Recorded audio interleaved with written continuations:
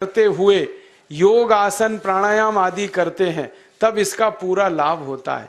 तो मैं आपको आपकी जिंदगी के लिए छोटे छोटे कुछ 4 नियम बताना चाहता हूं और ये 4 नियम का पालन आप सब करिए। मैं आपको विनम्रतापूर्वक लेकिन विश्वास से कहता हूं कि ये 4 नियम का जो भी पालन करेगा जिंदगी में बीमारी और रोग उसको कभी आएंगे नहीं। परम पूजनीय स्वामी रामदेव जी खुद 40-45 साल से इन 4 नियमों का पालन करते हैं। आप भी अगर ये पालन करेंगे तो बहुत अच्छा होगा।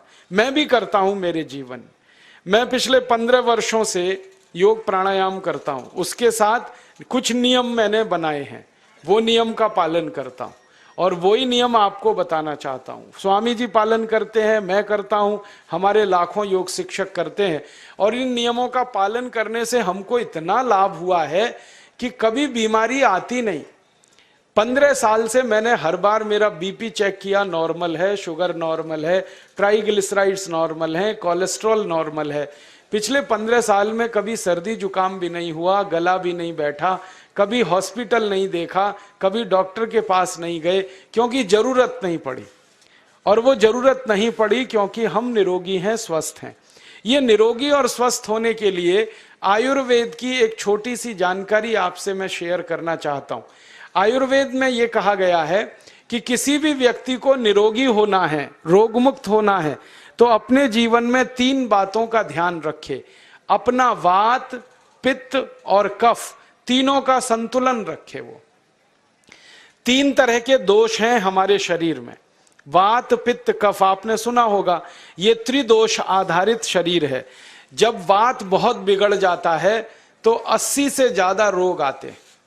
जब पित्त बहुत बिगड़ जाता है तो लगभग 46 से 50 रोग आते हैं और जब कफ बिगड़ जाता है तो 28 रोग आते हैं और वात, पित्त, कफ तीनों बिगड़ जाएं तो 148 रोग आते हैं।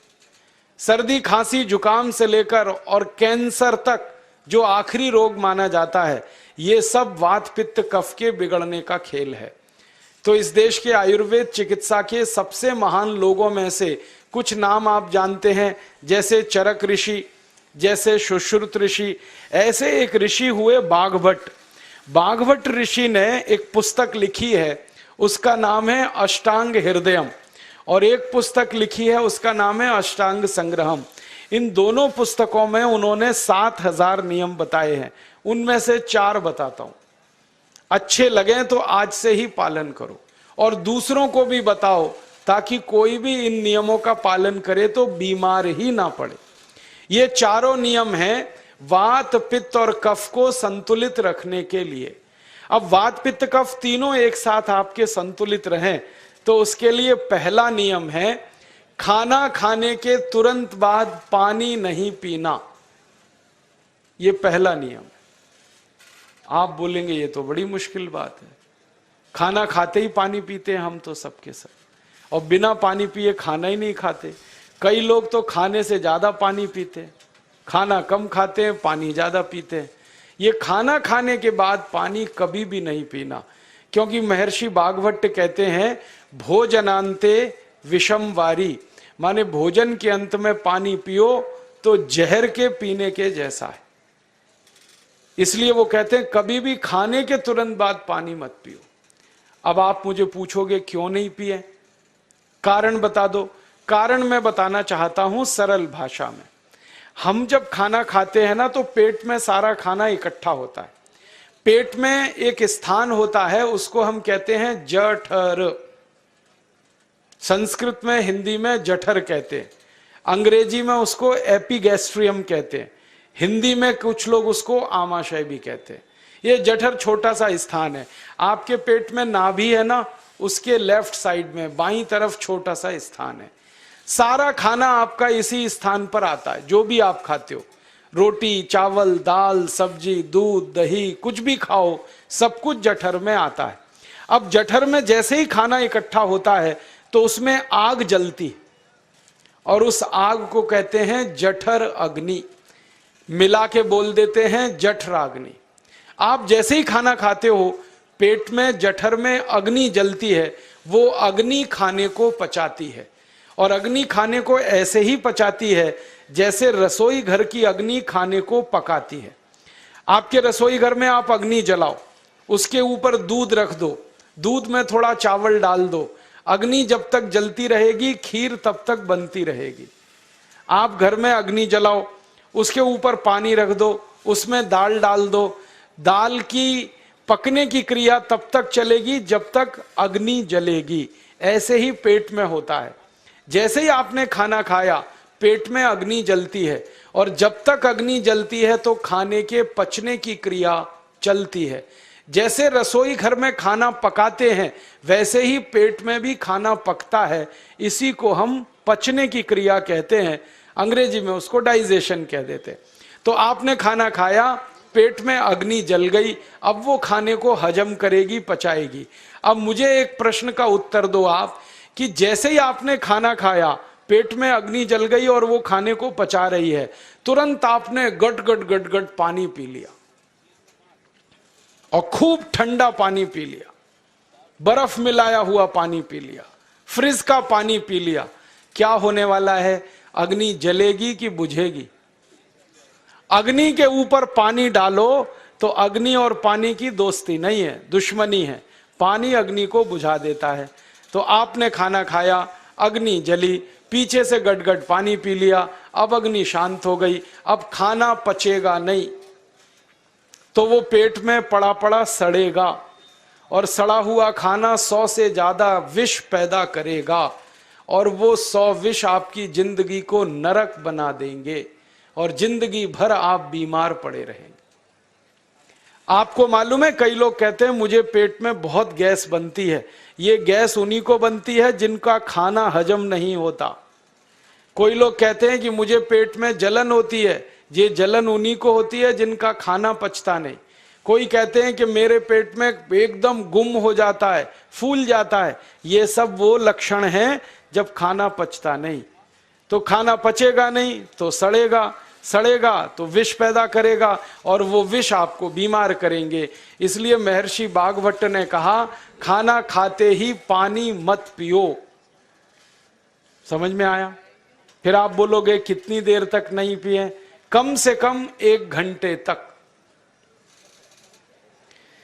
1 घंटे बाद पानी पियो। आप बोलोगे जी 1 घंटा क्यों? ये जो अग्नि जलने की क्रिया है ये लगभग 1 घंटे तक ही चलती है पेट में, उसके बाद अग्नि अपने आप शांत हो जाती है, उसके बाद पानी पी लो। तो खाना अगर 10 बजे खाया तो 11 बजे पानी पियो, 11 बजे खाया तो 12 बजे पियो, 12 बजे खाया तो 1 बजे पियो, 1 घंटे बाद पानी पियो। अब आपके मन में यह सवाल आ सकता है कि खाना खाने के पहले पी लें क्या? हाँ पी लो, 40 मिनट पहले पेट भर के पानी पी लो। 10 बजे खाना खाना है, 9:20 पे खूब पानी पी लो, जितना पी सकते हो। 11 बजे खाना खाना है, 10:20 पे पी लो, खूब पानी पी लो, 40 मिनट पहले। आप और एक सवाल पूछ सकते हो कि अच्छा ठीक है, खाने के बाद पानी तो नहीं पिएंगे, कुछ और पी सकते हैं क्या पानी को छोड़कर? तो उसके लिए भागवत जी कहते हैं कि खाने के तुरंत बाद अगर पीना है तो दही की लस्सी पियो, मट्ठा। खाने के बाद अगर तुरंत पीना है तो फलों का रस पियो, गन्ने का रस पी लो, संतरे का रस पी लो, मौसमी का रस पी लो, अनार का रस पी लो। अब आप कहोगे ये सब महंगी महंगी चीजें बता रहे हैं, गन्ने का रस, संतरे का रस, अनार का रस, पैसे तो है नहीं। तो सबसे सस्ता रस है नींबू का ही रस पी लो, शिकंजी बना के पी लो, वो तो सबसे सस्ता है। तो खाना खाने के बाद या तो दही की लस्सी पियो या रस पियो। और एक तीसरी चीज है, दूध पी सकते। तो खाने के तुरंत बाद पीना है तो दही की लस्सी या मट्ठा, खाने के तुरंत बाद पीना है तो कोई फल का रस, खाने के तुरंत बाद पीना है तो दूध। पानी 1 घंटे बाद पियो। और अगर एक बात ध्यान रखो तो अच्छा है कि सवेरे खाना खाते हैं जिसको हम ब्रेकफास्ट कहते हैं, नाश्ता, तो फलों का रस पीना अच्छा, दोपहर को खाना खाएं तो लस्सी और मट्ठा पीना अच्छा, और रात का खाना खाएं तो दूध पीना अच्छा। जो लोग इस नियम का पालन कर सकते हैं जिंदगी में कभी भी 80 रोग उनको नहीं हो सकते। वात पित्त कफ तीनों ही इस एक छोटे से नियम से संतुलित रहते हैं। तो ये पहला नियम मैंने आपसे कहा। दूसरा नियम एक और है, और वो नियम ये है कि पानी कभी भी पियो, घूट घूट भर के पियो।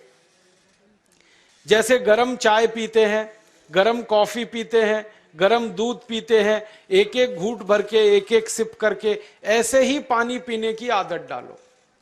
ये मुंह में एक बार गिलास लगा लिया, गटागट उसको खाली कर दिया, ये तरीका गड़बड़ है। एक घूट पानी, 2 घूट पानी एक बार में उतना ही पियो। आप बोलोगे ये क्या चक्कर है? बात ऐसी है कि एक एक घूट पानी जब हम पीते हैं तो मुंह की लार पानी के साथ मिलकर पेट में अंदर जाती है, और ये जो मुंह की लार होती है ये क्षारीय होती है, और पेट में हमेशा अम्ल बनता रहता है। तो एक घूट पानी पिया, मुंह की लार इसके साथ अंदर गई, 2 घूट पिया और ज्यादा गई, बार बार लार अंदर जाएगी तो क्षार पदार्थ पेट के अम्ल के साथ मिलेगा। पेट में अम्ल बनता है, मुंह में लार क्षारीय होती है। तो ये क्षार को अम्ल में मिला दिया जाए और ये अच्छे तरीके से मिलकर पेट में जाए तो कभी भी कोई व्यक्ति के पेट को अम्लता नहीं होती, एसिडिटी नहीं होती। और पेट में अम्लता नहीं होती तो रक्त में अम्लता नहीं होती, और जिनके रक्त में अम्लता नहीं होती उनकी जिंदगी में कभी भी वात पित्त कफ के असंतुलन की स्थिति पैदा नहीं होती। इसलिए पानी घूट घूट करके पीना। मैं आपको एक छोटा सा मेरा ऑब्जर्वेशन बताता हूं, परीक्षण। आप भारत देश में या दुनिया में कहीं भी जाओ, मनुष्य को छोड़कर पशु पक्षियों को देखना शुरू करो, वो पानी कैसे पीते।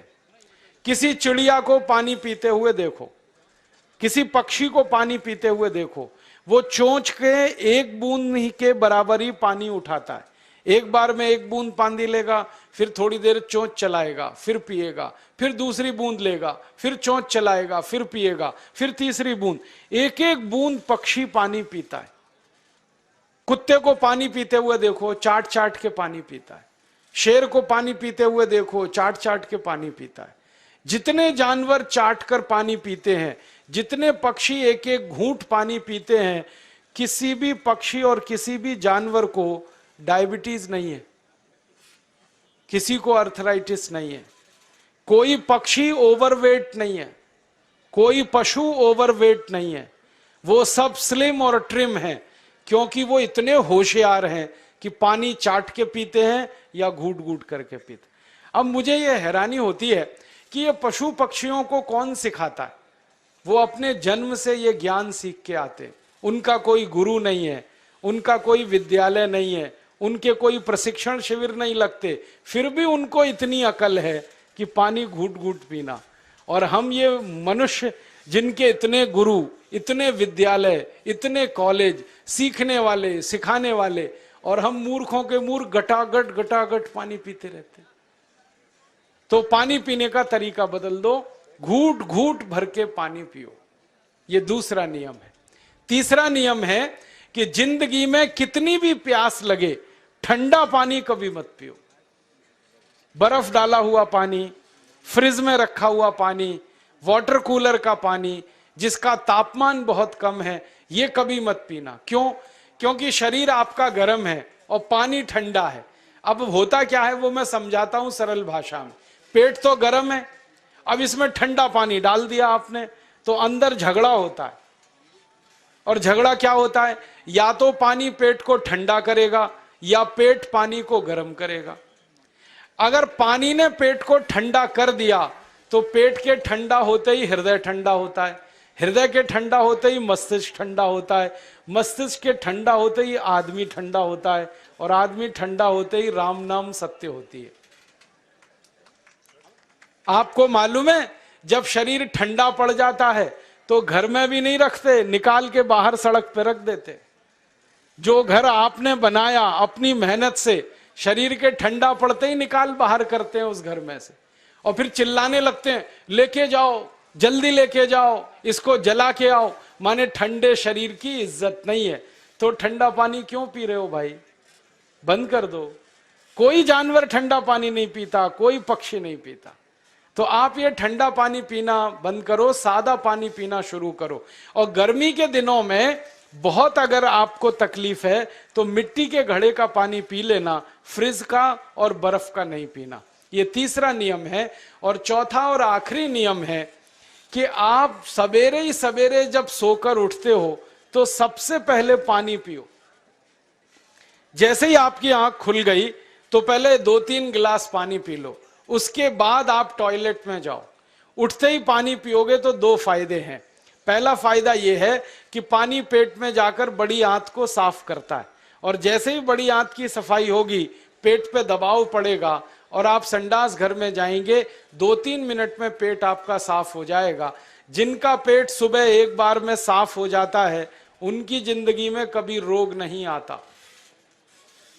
इसलिए सुबह सुबह उठते ही पेट साफ होना जरूरी है। और उठते ही पानी पियोगे तो मुंह की जो लार है वो पानी के साथ मिलकर अंदर जाएगी। सुबह पेट में एसिड की मात्रा ज्यादा होती है, इसलिए लार का पेट में जाना बहुत जरूरी है। इसलिए सुबह उठते ही पानी पीना बहुत जरूरी है। ये 4 नियम हैं आयुर्वेद के। पहला नियम, खाना खाने के 1 घंटे बाद पानी पीना। दूसरा नियम, पानी को हमेशा घूट घूट भर के पीना। तीसरा नियम, कभी भी जिंदगी में ठंडा पानी नहीं पीना। और चौथा और आखिरी नियम, सवेरे उठते ही सबसे पहले पानी पीना। 4 नियमों का पालन जो भी अपने जीवन में कर सकता है वो वात पित्त कफ तीनों को संतुलित रख सकता है। और जिसका वात पित्त कफ संतुलित है उसके जीवन में बीमारी नहीं आती है। और जो बीमार नहीं पड़ते हैं वो स्वस्थ और तंदुरुस्त और सुखी रहते हैं। उनकी जिंदगी का खर्चा कम होता है और देश का भी बहुत सारा पैसा बचता है। आपको शायद मालूम है या नहीं, 1 साल में हम जब बीमार पड़ जाते हैं भारतवासी, तो साल का करीब 6 लाख करोड़ रुपया हमारा खर्च हो जाता है उन बीमारियों का इलाज करने में। इसलिए इतना पैसा फालतू में हम खर्च करें हर साल 6 लाख करोड़, ये बहुत बड़ी रकम है। इससे बेहतर ये है कि हम बीमार ही नहीं पड़ें और स्वस्थ रहें, सुखी रहें। और ये 6 लाख करोड़ का जो खर्चा हम करते हैं बीमार पड़ने पर, अक्सर ये एलोपैथी की दवाएं खाने में खर्च होता है। और जो एलोपैथी की दवाएं हम खा रहे हैं, जैसे paracetamol, Baralgan, butazone, oxyphenbutazone, aspirin, Disprin, Novalgin, ये सब ऐसी खराब दवाएं हैं जो दुनिया के देशों में 20 साल पहले बंद हो चुकी हैं, भारत में धड़ल्ले से बिक रही हैं और हमको बीमारियों से ज्यादा गंभीर बीमारियों में फंसा रही। ज्यादातर दवाएं जो आप खाते हो वो किडनी खराब कर देती हैं, लीवर खराब कर देती हैं, आंतों में घाव कर देती हैं, विकलांगता आ जाती है, पैरालिसिस हो जाता है, ब्रेन हेमरेज हो जाता है, हार्ट अटैक आ जाता है। दुनिया में लगभग इस समय 84,000 दवाएं बिकती हैं और आपको सुनकर हैरानी होगी, उनमें से मात्र 117 दवाएं हैं जो काम की हैं, बाकी सब बेकार की दवाएं हैं। उन बेकार की दवाओं को खाकर हम 6 लाख करोड़ खर्च करते हैं। ये बहुत दुख और अफसोस की बात है। और ये 6 लाख करोड़ का खर्चा समाज के वो लोग करते हैं जिनको जिंदगी में हर समय अपना आर्थिक स्थिति को देख के चलना पड़ता है, जिनकी आमदनी बहुत नहीं है, जिनके घर में आमदनी के बहुत ज्यादा साधन नहीं है, उनको ये पैसा खर्च करना पड़ता है। तो कई बार क्या होता है, किसी का घर बिक जाता है, किसी का खेत बिक जाता है, किसी के घर के गहने गिरवी रख जाते हैं, किसी को कर्ज लेना पड़ जाता है, किसी को कर्ज लेकर दोबारा कर्ज लेना पड़ जाता है। मैंने इस हिंदुस्तान में पिछले 15 साल के प्रवास में देखा कि गांव-गांव के गरीब किसान कर्ज ले लेकर ये महंगी दवाएं खाकर इलाज करते हैं, डॉक्टरों को पैसा देते हैं, दवा कंपनियों को देते हैं, और वो पैसा फिर इस देश में से दूसरे देश में चला जाता है, क्योंकि अक्सर ये दवाएं बनाने वाली कंपनियां विदेशी होती हैं। तो हम 6 लाख करोड़ खर्च करें अपने खून पसीने की कमाई का, उससे अच्छा ये है बीमार ही ना पड़े, दवा खाने की जरूरत ही ना पड़े, तो हम सुखी रहें, स्वस्थ रहें। तो योग प्राणायाम करें, 4 नियमों का जीवन में पालन करें, बहुत आसान है आपके लिए।